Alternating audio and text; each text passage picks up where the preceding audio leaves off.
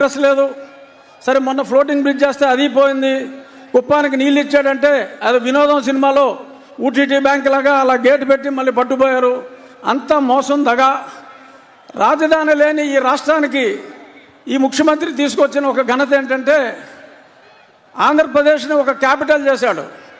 దేనికిరా అంటే drug capital of India చేశాడు.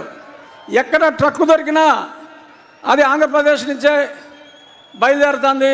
డ్రగ్స్ దొరికితే మరి ఇక్కడ కాకినాడ పోర్టుకు వచ్చి ఎవరో ఆషికి ట్రేడింగ్ అని దానికి ట్రేసెస్ అన్నీ కూడా మనం చూసాం.